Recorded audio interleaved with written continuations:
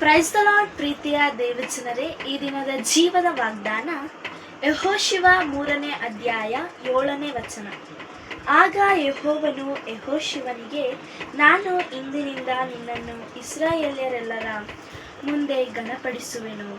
ನಾನು ಮೋಶೆಯ ಸಂಗಡ ಇದ್ದ ಹಾಗೆ ನಿನ್ನ ಸಂಗಡಲೂ ಇರುವೆನೆಂಬುದು ಅವರಿಗೆ ಗೊತ್ತಾಗುವುದು. ಯೆಹೋಶುವ chapter 3 verses 7.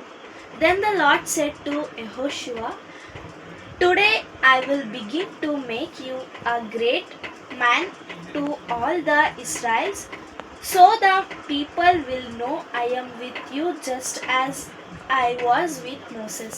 ಪ್ರಾರ್ಥನೆ ಮಾಡಿಕೊಳ್ಳೋಣ. ಪ್ರೀತಿಯುಳ್ಳ ದೇವರೇ, ನಿಮಗೆ ಸ್ತೋತ್ರ ಕರ್ತನೆ. ಅಪ್ಪ ದೇವರೇ, ಸಮಯದಲ್ಲಿ ಈ ವಾಕ್ಯ ಭಾಗಗಳನ್ನು ಅನುಗ್ರಹಿಸಿದ್ದಕ್ಕಾಗಿ ಸ್ತೋತ್ರ ಕರ್ತನೆ. ಈ ವಾಕ್ಯ ಭಾಗಗಳನ್ನು ಕೇಳಿದಂಥ ಎಲ್ಲ ದೇವ ಮಕ್ಕಳನ್ನು ಆಶೀರ್ವದಿಸಬೇಕೆಂದು ಯೇಸುವಿನ ದಿವ್ಯ ನಾಮದಲ್ಲಿ ಬೇಡಿದ್ದೇನೆ ತಂದೆ,